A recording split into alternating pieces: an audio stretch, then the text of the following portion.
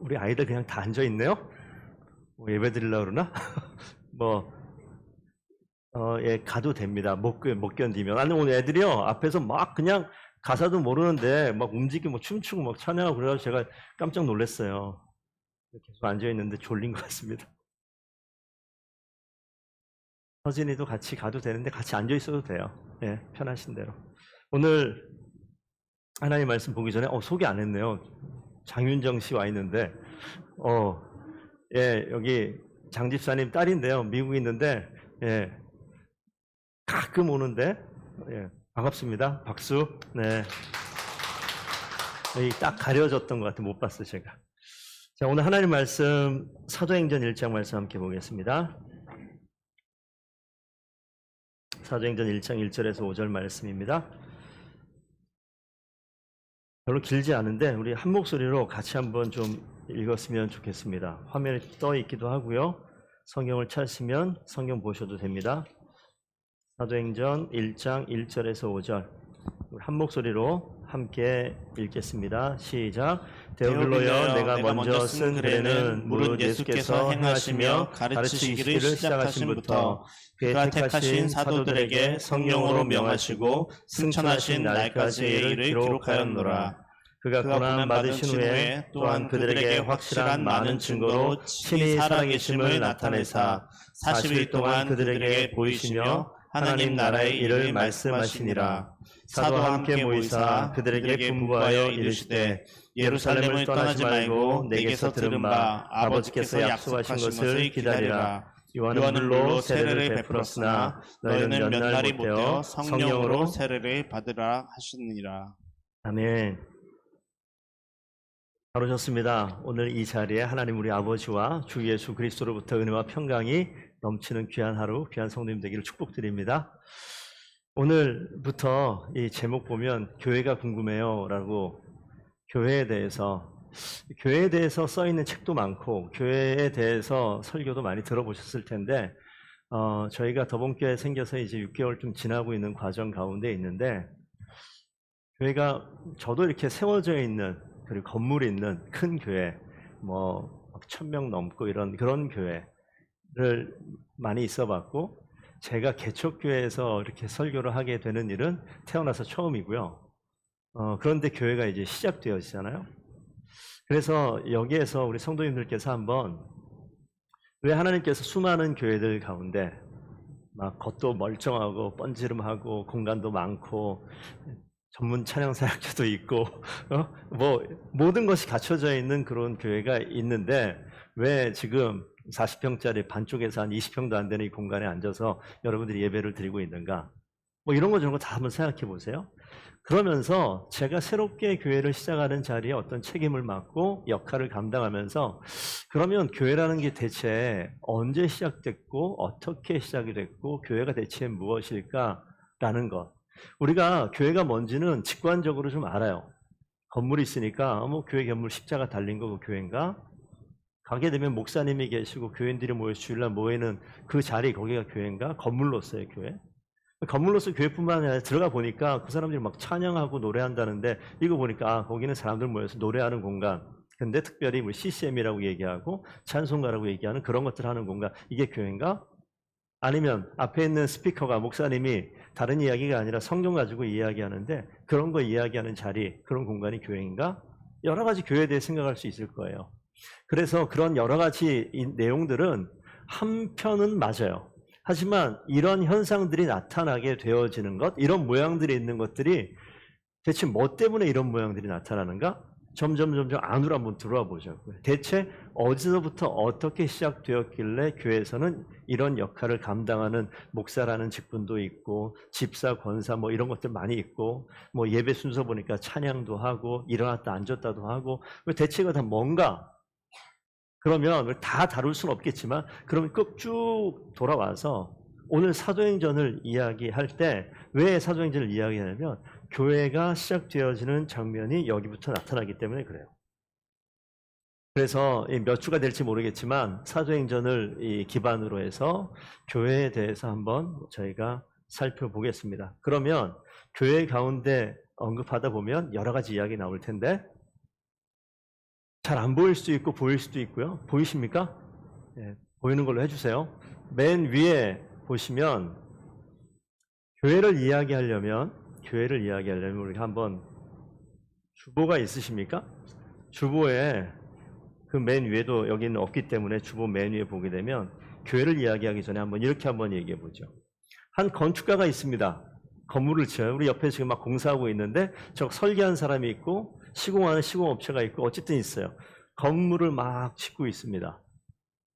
다 지었어요. 완공했어요.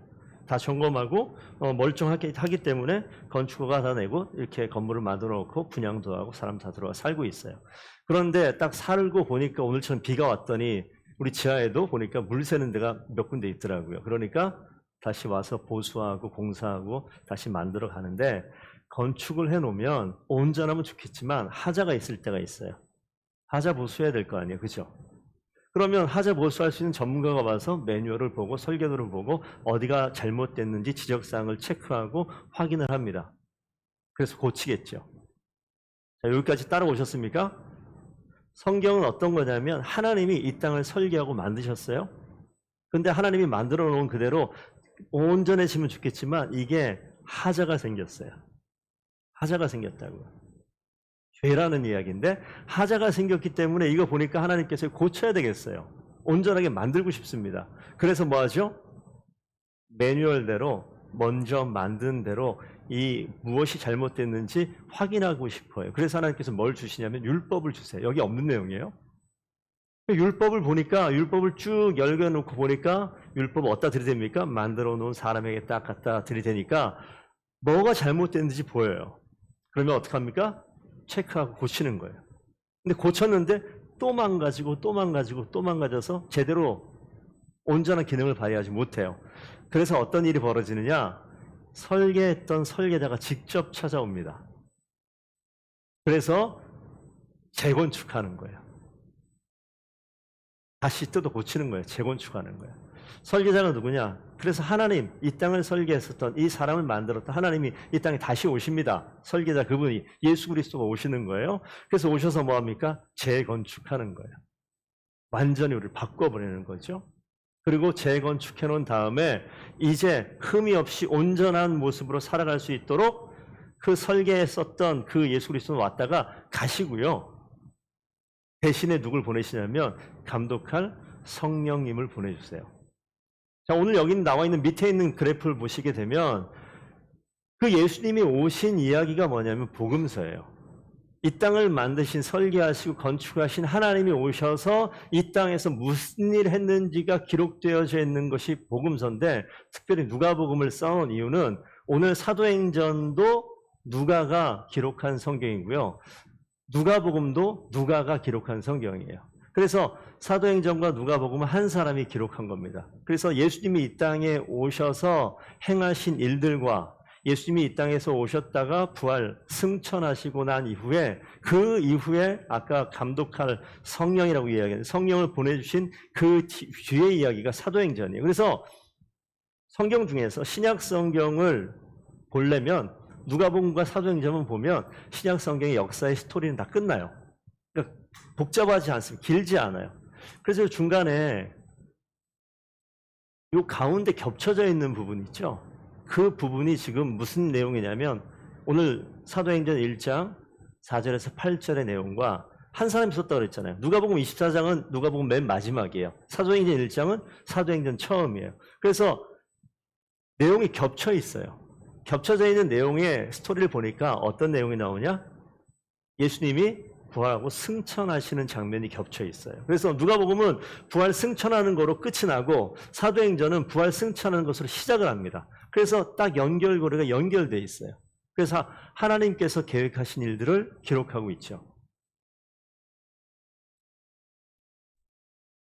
다시 한번 좀 볼까요? 그래서 아시는 분은 아시겠지만 예수님께서 이 땅에 오셨잖아요. 사람의 모습으로. 처음 오셨다 그래서 처음 임했다. 초림 한자입니다. 그래서 예수께서 처음 오셨다. 그럼 다시 오신다. 다시 제자. 대학 떨어지면 뭐라고요? 재수. 다시 오신다. 재림. 그거예요. 예수님이 다시 오신대요. 그런데 처음 오신 그분이 어디 가셨으니까 다시 오셔야 될 거 아니에요. 그분이 오신 일이 뭐냐? 누가복음에 기록되어 있다고 그랬죠. 복음서에 기록되어 있습니다. 근데 오셔서 쭉 하신 스토리의 내용들이 분명히 적혀져 있고, 근데 죽으셨다가 부활하세요. 조화 가운데 날짜를 한번 좀 보세요. 예수님이 십자가 못 박혀 죽으실 때가 6월절 즈음한 날인데, 그때부터 죽으셨다가 부활하셔서 다시 살아나신 예수님이 제자들을 만납니다. 사람을 만나요. 며칠 동안 머물러 있느냐? 며칠일까요? 써 있어요. 정답이 며칠이에요? 40일 동안 머물러 있으면서 예수님께서 무슨 일을 하셨을까? 예, 그 뒤에 말씀드릴게요. 40일 동안 있으시면서 무슨 일을 하시다가 승천해서 올라가세요. 그러면서 몇 날 못 되어 너희에게 약속한 것을, 능력을 부어주시겠다라고 얘기했는데 그게 성령입니다. 근데 40일부터 열흘 더 있으면 오순절이거든요. 그러니까 예수님이 부활 승천한 다음에 대략 일주일에서 열흘 사이에 성령 하나님이 이 땅 가운데 임하세요.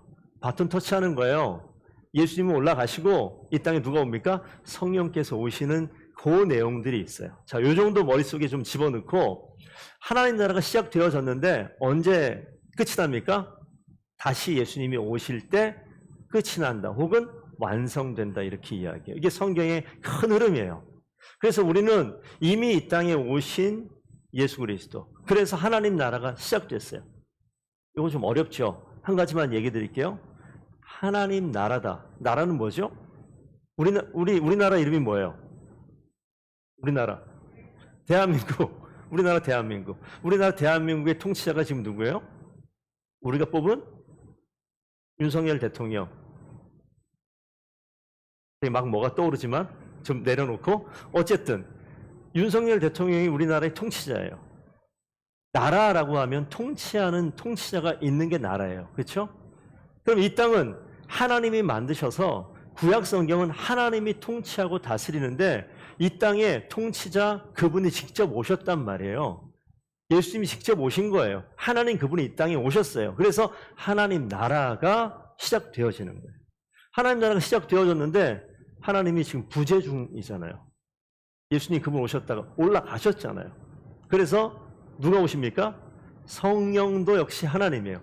그래서 이 자리는 비어있는 게 아니라, 그래서 지금 이 순간은 제가 목사로 설교를 하고 있지만, 우리는 대한민국에 살고 있지만, 뭐 강 건너 가게 되면, 바다 건너 가게 되면 일본도 있고 중국도 있고 더 멀리 가면 미국도 있고 다 나라들이 있어요. 통치자가 있어요. 그런데 우리가 속해 있는 이 발을 딛고 있는 이 자리는요, 하나님이 다스리시고 통치하시는 나라인데, 그 예수 그리스도가 올라가신 다음에 뭘 보내주셨다? 성령을 보내주셨다. 그러니까 따라오세요, 지금까지? 예. 그래서 성령께서 지금 보이지 않지만 성령이 다스리시는 시대. 그래서 간혹 누군가는, 어떤 교회에서는, 뭐 저희도 쓸 수 있습니다만, 성령 시대다라고 이야기도 해요. 성령이 다스리는 시대이기 때문에.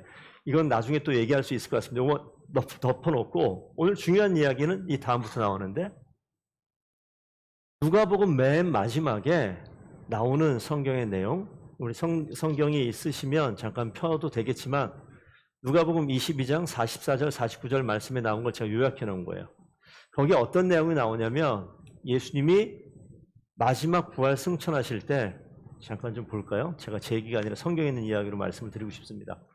누가복음 24장, 화면에는 따로 없어서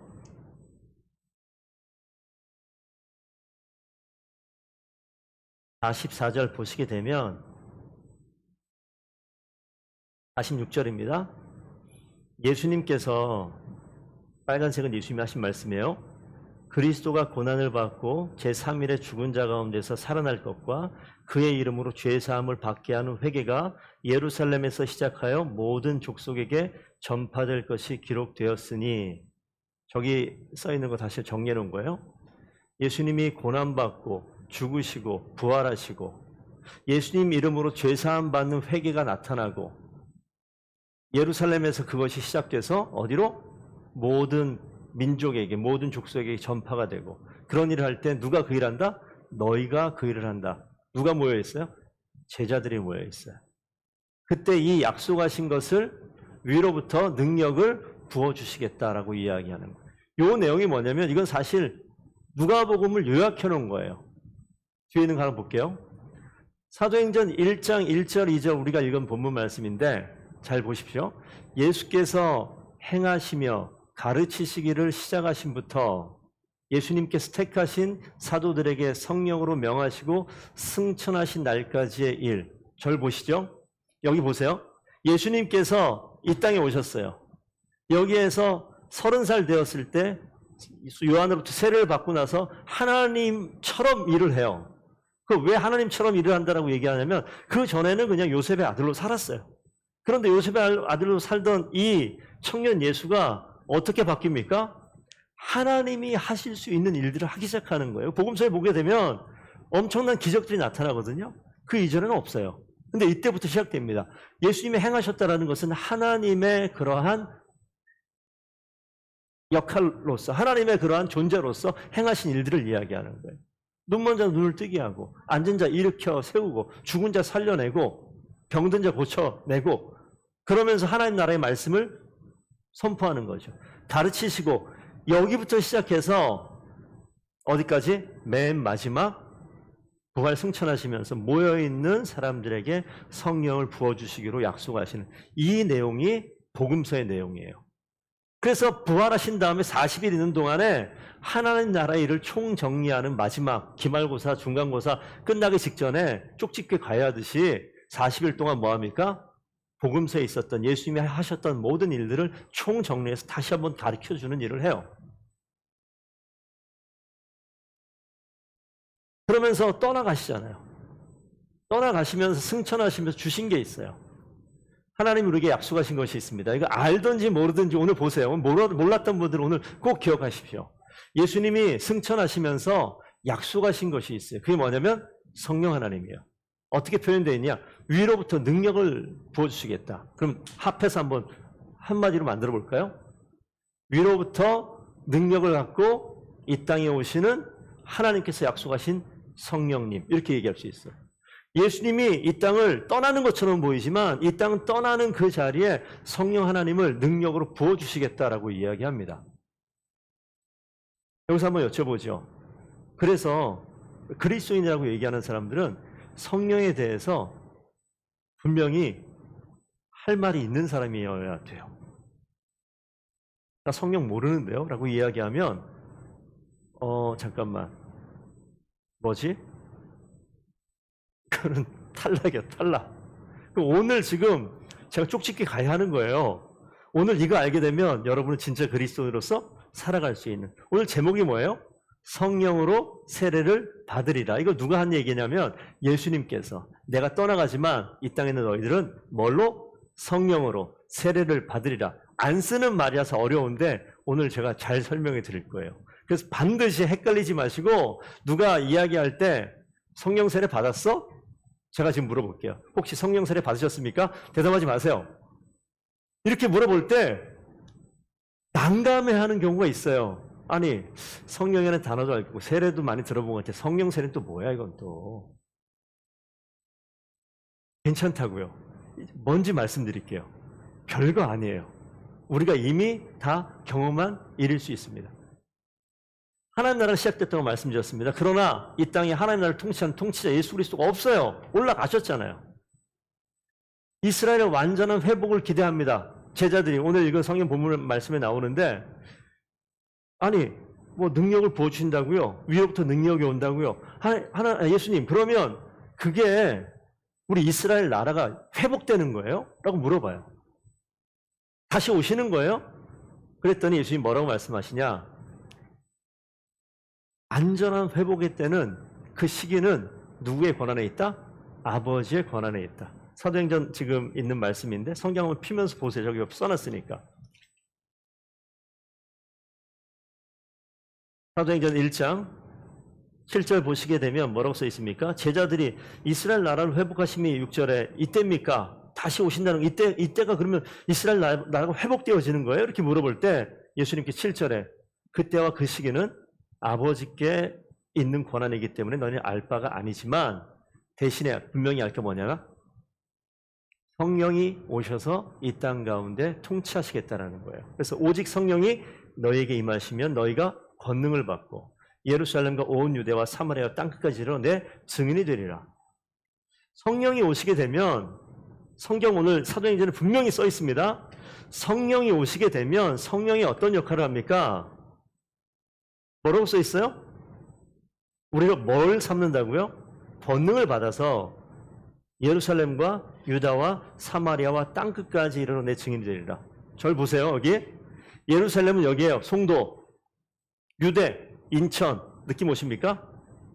사마리아, 서울, 경기도, 땅끝, 대한민국 넘어서 그 다음까지. 그러니까 이 시작되어지는 여기부터 시작해서 물을 확 쏟으면 쫙 퍼져나가는 것처럼 이 자리에 성령이 임하면 여기서부터 시작해서 계속해서 퍼져나갈 텐데 이 일을 누가 한다? 성령을 받은 너희가 한다. 그 사람들 뭐라고 얘기한다? 증인이라고 얘기하는 거예요. 그러니까 지금 성령이 임하게 되면 권능을 받는다. 능력을 받는다. 착각하지 마세요. 본질적인 것은 주님께서 주시는 성령은요. 예수 믿으면 능력이 있다 그러면 우리가 헷갈리는 게 있어요. 왜냐하면 우리 교회 밖에서도 능력이란 말을 쓰잖아요. 공부할 때 공부할 능력이 참 탁월한 것 같아. 그럼 뭐예요? 공부 잘한다는 소리잖아요. 공부하는 능력이 탁월해. 그러면 뭔가 이 빠른 거잖아요. 그러면 내가 돈을 생각하고 학업을 생각하고 뭔가 사업을 확장할 생각하고 있을 때 하나님 나에게 능력 주시옵소서. 오늘 성경 보니까 성령을 부어주셔서 능력을 주신다고 하니 성령 가지고 내가 돈 많이 벌고 공부 잘하고 사업을 확장하고 이렇게 생각하기 쉬운데 착각하지 마시라고요. 성령이 오셔서 제일 먼저 하는 것은 내 삶의 문제를 해결하는 것이 아니라 뭘 한다고요? 증인이 되는 거예요. 증인. 뭘 증인? 내가 경험했었던, 내가 만났던 예수 그리스도를 드러내는. 여기 있는 제자들이 지금 보시게 되면 그냥 사람들이 아니에요. 예수님과 3년 가까이 움직였던 사람들, 함께 동행했던 사람들입니다. 성령이 임하시면 잘 보세요. 권능을 받는데요. 어떤 권능이냐? 예수를 증거할 수 있는 권능을 받는 거예요. 예수를 증거할 수 있는 권능. 좀 찔리지 않으세요? 전 이거 보면서 좀 찔리더라고요. 목사인데도 예수를 증거할 수 있는 능력이 나에게 있는가 없는가 질문만 하고 넘어가 보세요. 근데 이 이야기를 듣고 나서 예수님이 가셔요. 진짜. 가시고 난 다음에 장면을 잘 보시면 좋겠습니다. 이 무리들이 함께 모여 있어요. 오늘 성경에 그 이후에 보면 나오는데 무리들이 모여서 더불어 마음을 같이하여 뭐합니까?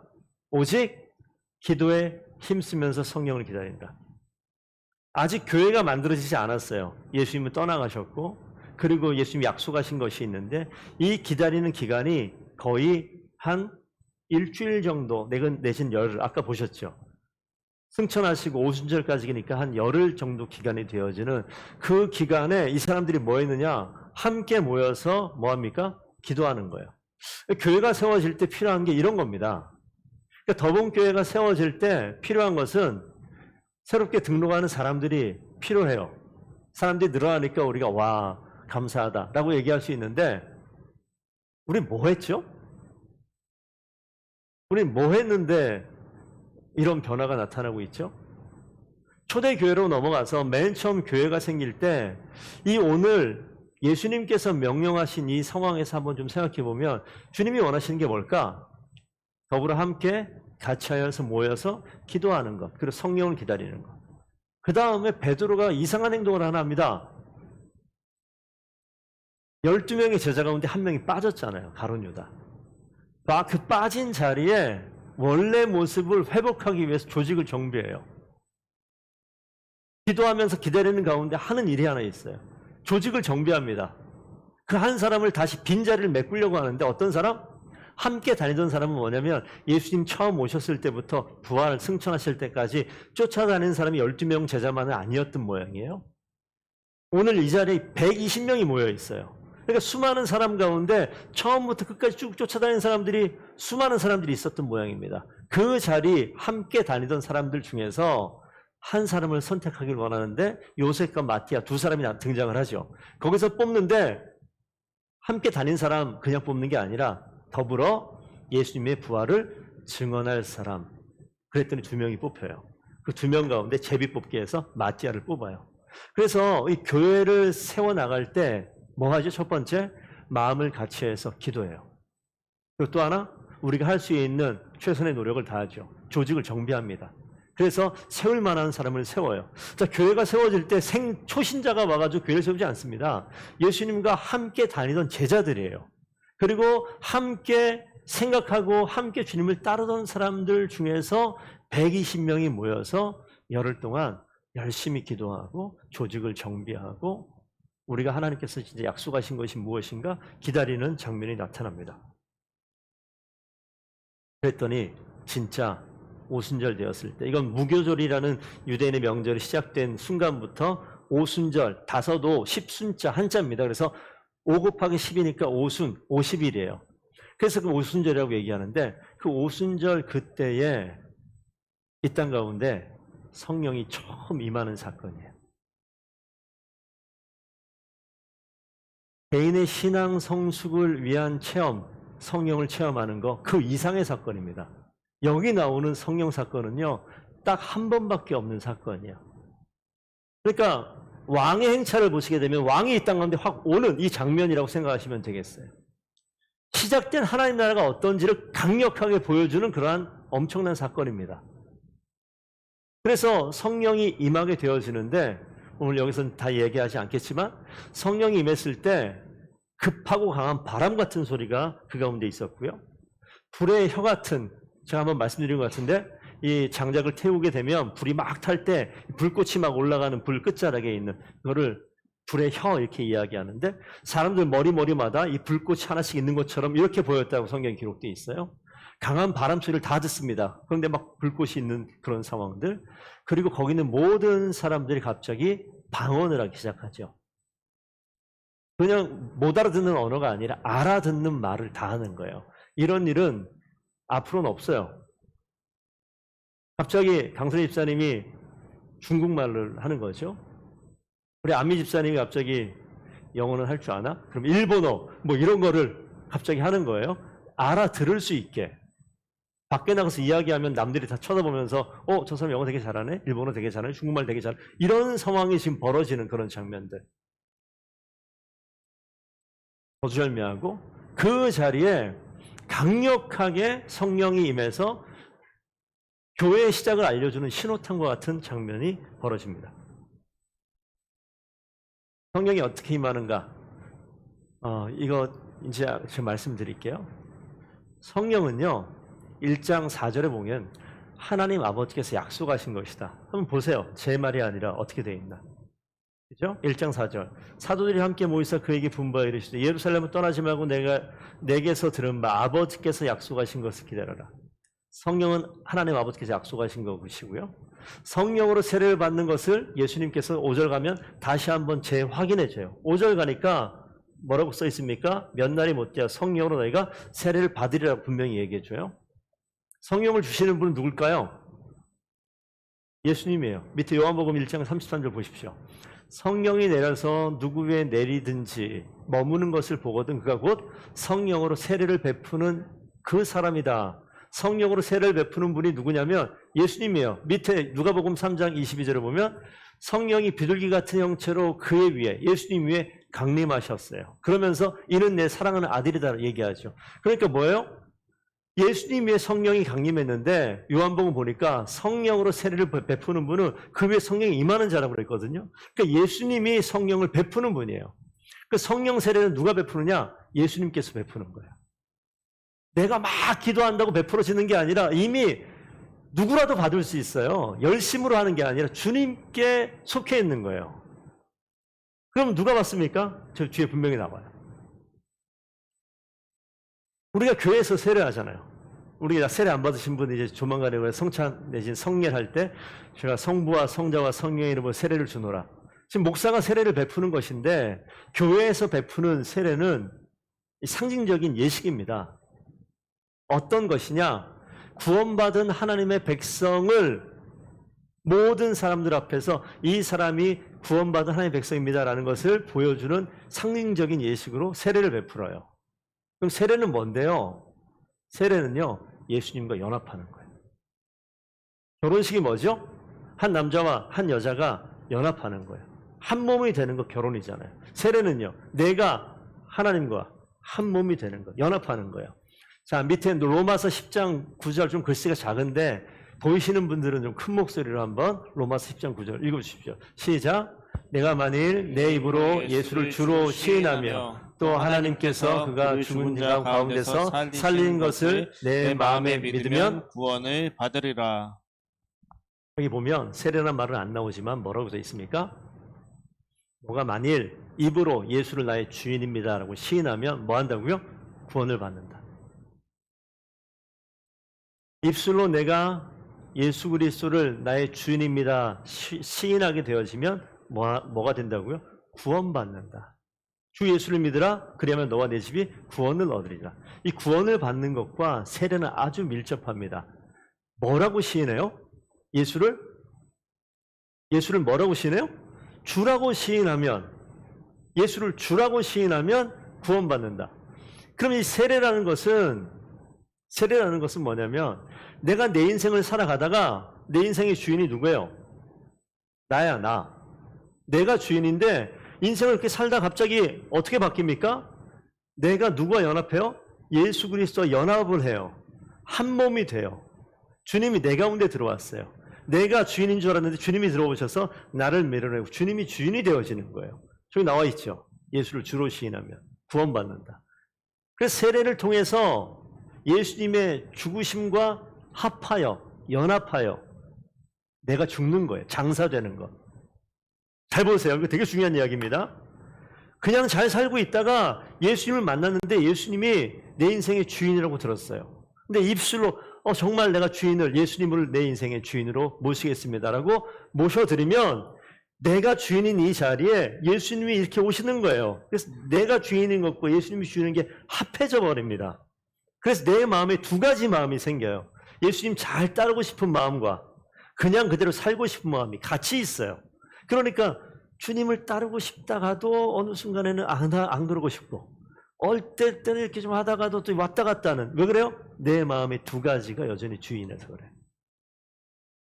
진짜 주님과 연합되어지게 되고 내가 입술로 정말 이제부터는 내가 내 인생 당신을 주인으로 삼을 거야. 결혼식이 그러잖아요. 우리 부부가 앉아 계신 분 잘 앉아 계십니다. 그 옆에 배우자를 쳐다보시고 당신은 내 인생의 주인이야. 한번 얘기해 주세요. 지금 표정이 좀 난감해 보이시는 분들은 좀 이거는 평안하고 정상적이고 아무 일도 없었던 상태에 오늘 만났으면 편하게 얘기할 수 있어요. 하지만 어제 좀 안 좋은 일이 있었어요. 그러면 내 인생이 나의 주인이야. 내 주인이 되지 말든지. 이럴 수 있잖아요. 왜요? 마음이 지금 혼란스러운데 어떻게 주인이야. 똑같아요. 하나님 내 인생의 주인이라고 지금 목사님 얘기하니까 그거 돈 드는 것도 아니고 오케이 네 주인 맞습니다 딱 했음에도 불구하고 사는 삶은 그렇지가 않다고. 여전히 누가 주인이에요? 하나님 아닌 내가 여전히 주인인 게 있어요. 그런데 세례는 뭐냐? 예수님께서 뭐 하셨죠? 십자가 못 박혀 죽으시잖아요. 나와 연합해서 논개는 아니지만 날 껴안고 죽는 거예요. 내 인생의 주인 됐던 내 모습이 이제 죽는 겁니다. 죽으심과 함께 내 인생이 장사되는 거예요. 그리고 그리스도가 죽은 자 가운데 살리심 같이 우리를 새로운 생명 가운데 살게 하신대요. 그러니까 이전에 있는 나에게 내가 주인인 이것이 그냥 죽어버리고 다시 삽니다. 누가? 그리스도가 주인 된 자를 다시 살아나는 거예요. 그렇게 살겠다고 주님이 나의 주인이십니다라고 고백하는 게 이게 믿음의 고백이고, 그렇게 고백하는 그것이 그 순간이 주께서 성령 세례를 베푸시는 순간이에요. 그렇기 때문에 구원받았다, 성령 세례 받았다 같은 이야기입니다. 별로 어려운 거 아니에요. 성령 세례 받았습니까? 그러면 더복개 성도들은 아멘 하시면 돼요. 내 인생에 똑같은 이야기. 당신 인생의 주인이 예수 그리스도 맞으십니까? 라고 얘기하면 예 라고 얘기할 수 있으면, 구원받았습니까? 예. 성령 세례 받았나요? 예 라고 얘기하시면 되는 거예요. 용어가 어려서 그렇지 똑같은 이야기입니다. 그래서 로마서 6장 12절 말씀에 잘 보세요. 그러므로 너희는 죄가 너희 죽을 몸을 지배하지 못하게 하여.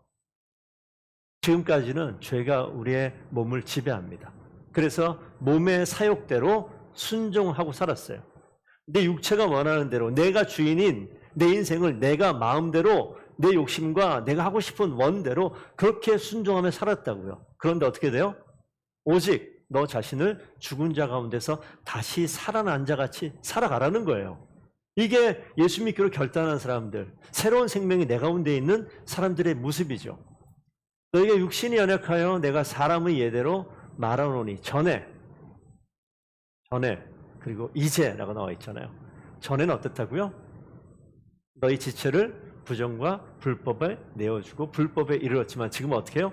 거룩함에 이르렀다. 이 주보 안에 보면 ESV 영어 성경으로 이렇게 써놓은 거 있어요. 오늘 중고등학생이 올 줄 알고 해놓은 거야. 약간 고난도의 영어지만 너희가 보고 해석을 잘할 수 있도록 하여라. 여기 보시게 되면 뭐라고 나와져 있냐면 우리 지체가 우리 모든 이 멤버라고 나와 있는데 이게 불순종의 종이 되어져 있다고 그래요. 그러니까 하나님이 아닌 다른 것을 쫓아가는 그런 삶으로 살고 있었는데 누가 그렇게 살아요? 모든 이 땅에 있는 사람이. 그래서 제자들이 예수님께서 이 땅에 오셔서 성령을 부어주시고 하신 일이 뭐냐? 이 땅 가운데 증인으로 살라고 그러잖아요. 근데 이 사람들이 뭐예요? 이 고백이 있던 사람들이에요. 더 이상 내 인생의 주인이 내가 아니라 누가 주인입니까? 예수 그리스도가 주인입니다라고 고백하는 사람들. 이 사람들을 뭐라고 얘기합니까? 제자라고 얘기하고 증인이라고 얘기하는 거예요. 그러니까 맨 처음에 우리가 예수를 처음 접했을 때 우린 제자 아니에요. 증인 아니에요. 자라나는 겁니다. 성장해 가는 거예요. 제자들이 제자로서 증인의 삶을 살게 되는 것은 3년의 기간이 필요했어요. 그러니까 저희가 목사님 저는 교회는 되게 오래 다녔는데요. 전 왜 이 모양이죠? 괜찮다고요. 인정하는 게 너무 중요해요. 이전에는 내가 내 인생의 주인이 하나님으로 내가 제대로 고백하지 못했었네요. 그러면 끝. 이제 고백하면 되는 거예요. 그 순간부터 어떻게 됩니까? 이제 내가 내 인생의 주인이 예수 그리스도심을 고백하며 나아가게 되겠죠? 그때 무슨 일이 있습니까? 너희가 그때 예수를 알지 못할 때 너 인생의 주인인 너 자신이었을 때 무슨 열매를 얻었느냐? 이제는 너희가 그 일을 부끄러워하느니 이는 그 마지막이 사망임이라. 죽어가는 인생 가운데 이게 내 인생의 모든 것인 줄 알고 따라간다? 아니요. 부끄러워하라고요. 이제는 어떻게 됩니까? 죄로부터 해방되어지고 이전 모습에서 바뀌어지고 하나님의 종이 되어서 거룩함에 이르는 열매를 맺는다. 그 마지막은 죽음이 아니라 영원한 생명이라고요. 로마서 6장 23절 밑에 두 줄 한번 읽어보겠습니다. 시작. 죄 삭은 사망이요 하나님의 은사는 그리스도 예수 우리 주 안에 있는 영생이니라. 아멘. 그래서 우리가 더 이상 사망으로 끝으로 달려가는 내 인생의 주인이 나인 것처럼 살아가는 것, 이 자리에서 벗어나서 하나님의 은혜와 예수 그리스도의 은사를 내 가운데 품고 주 예수 그리스도로 주시는 생명을 가지고 이 땅을 살아가라는 거예요. 그게 뭡니까? 십자가 우리에게 주신 십자가의 도, 십자가의 길이에요. 십자가의 도가 그래서 멸망하는 자들에게는 미련해 보인다고 그래요. 하지만 구원받는 우리에게는 하나님의 능력이다. 이 십자가의 길이 우리 더분교회 모든 성도들의 그 길이 되었으면 좋겠습니다. 지금 한번 생각해 보셨으면 좋겠어요. 성도님들께서는 우리의 인생을 재건축하고 싶은 마음이 있으십니까? 리모델링 하고 싶으세요? 리모델링 하지 말고 다 그냥 때려 부시고 새 걸로 확 지어보세요. 그런 마음 있으세요? 십자가의 길이 그런 인생을 뒤바꾸는 능력이 된다고요. 여전히 내 인생에 내가 주인 돼서 살다 보면 분명히 어려움들을 겪어요. 그 밑에 있는 고린도전서 1장 20절 말씀, 하나님의 지혜는 한번 같이 읽어보겠습니다. 시작.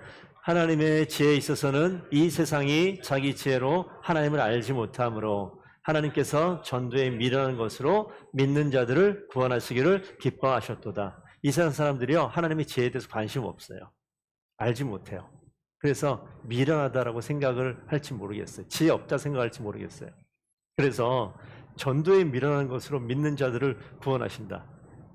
그러니까 우리가 지금 해야 될 일이 있어요. 전도라고 이야기가 나왔는데 아까 있는 말씀 보시게 되면 증인의 삶이에요. 내 안에 경험했어. 내가 만났던 예수 그리스도. 내 안에 있는 생명을 나만 품고 있는 게 아니라 물을 쏟아내면 흘러가듯이 이것을 옆으로 흘러보내는 거예요. 왜 그 옆에 예수 알지 못하는 사람이 왜 내 곁에 있을까? 나는 영생의 길로 가는데 쟨 죽음의 길로 간다. 그 내버려 둘 거예요? 너무 이기적이죠. 그거 아닌 거잖아요. 가르쳐 줘야 돼요. 혹시 내 자녀가, 내 부모가 그 길로 가고 있습니까? 피부치라서 이야기하는 것이 아니라 단호하게 말씀하세요. 부모라면 가장 좋은 거 주고 싶은 거 아니에요? 근데 가장 좋은 거로 생각이 안 되면 못 주지. 그죠? 하나님을 믿는 것이 가장 좋은 거다 생각이 안 되면 줄 리가 없어요. 그럼 뭘 주죠? 다른 걸 줍니다. 이게 내 마음의 예전의 모습이었으면 좋겠습니다. 바꾸어졌으면 좋겠어요. 네, 마지막 말씀인데, 하나님의 어리석음이 사람보다 지혜롭습니다. 아멘. 하나님의 약하심이 사람보다 강합니다. 하나님의 약하심을, 하나님의 어리석음을, 이 표현이 너무 웃기잖아요? 그런데 하나님의 어리석음과 약하심이 사람보다는 지혜롭고 강하대요. 여러분 생각이 어떻게 공감이 가십니까? 그 밑에 있는 하나님께서 같이 한번 읽어보겠습니다. 시작. 하나님께서 세상에 천한 것들과 멸시받는 것들과 없는 것들을 택하사 있는 것들을 폐하려 하시나니 이는 아무 육체도 하나님 앞에서 자랑하지 못하게 하려 하심이라. 여러분 구원받기를 원하십니까? 성령 세례를 받기를 원하십니까? 지금 우리 앞에 이미 내가 예수 그리스도를 내 인생의 주인으로 모시고 살고 계신 성도 여러분 너무 잘하시는 거예요. 그런 분들 때문에 교회가 생겨나는 거죠. 성령 세례를 받으셨습니까? 라고 이야기할 때 주님께서 성령으로 세례를 받으리라고 말씀하셨거든요. 이거는 내가 노력해서 받는 게 아니라 이미 주님께서 약속하고 계신 거예요. 약속하고 계신 거예요. 머릿속에 남기 위해서 제가 이 말씀만 드리고 마칠게요. 저희 집에 샤워기가 있는데 물을 틀면 밑으로 나오기도 하고 이렇게 손잡이로 나오는 게 있고 위에 뭐라고 그러더라? 건축가 해바라기라고 그러던데 위에 이렇게 물 내려오는 게 있어요. 제 아내는 이 손잡이를 가지고 이렇게 머리를 감습니다. 저는 귀찮아요. 그냥 서가지고 이렇게 요 밑에만 쓰면 쫙 내려오는 거 있잖아요. 머리도 짧고 그러니까 그냥 저는 이렇게 세수하는 것보다 샤워하는 게 더 빨라요. 이렇게. 자, 하나님께서 우리를 이미 불러주셨고 성령의 세례받을 자리에 구원받을 자리에 늘 부어주시고 계세요. 저 어디만 있으면 돼요? 요 앞에만 들어가면 끝나는 거예요. 그러면 내가 원치 않아도 위에부터 부어 내려주시는 거예요. 그 자리에서 하나님께서 주시는 은혜를 충만하게 받는 건 뭐냐? 계속 있으면 돼요. 머리 잠깐 들었다 나오면 앉아져요. 있으면 돼요. 하나님께서는 이미 은혜를 주시기로 약속하셨고 그 가운데 여러분을 부르시고 계십니다. 구원의 자리를 부르시고 계시다고요. 더 이상 이 땅의 방법으로 사는 것이 아니라 하나님의 은혜 안에서 은혜 방법대로 살기를 원하시는 분이 우리 주 예수 그리스도의 놀라운 계획이고 하나님의 사랑입니다. 거기서부터 시작되어지는 교회의 모습이 이제 나타날 거예요. 다음 주에 교회가 과연 어떻게 흘러가는가 좀 보시게 될 텐데 여러분 먼저 예수님께서 부르신 그 자리, 은혜 받는 자리, 성령의 세례, 구원의 확신이 있는 그 자리에 서셔서 이 더본교회 지금은 연약해도 상관없어요. 하지만 앞으로 1년이 지나고 2년이 지나고 3년이 지나면 제자들이 그러했던 것처럼 여러 성도들께서 정말 예수님의 제자와 같은 증인의 삶을 사시는 그런 성도들 되기를 축복드립니다. 그런 사람들을 통해서 우리 교회가 하나님이 기뻐하시는 교회가 될 거예요. 인원이 늘어날 수도 있고요.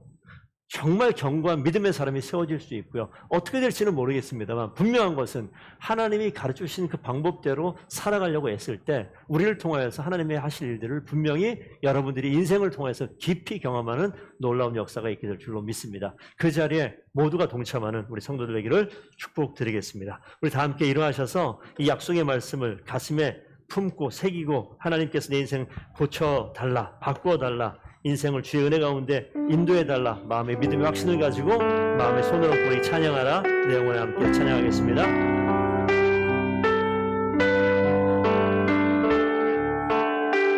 찬양하라 내 영혼아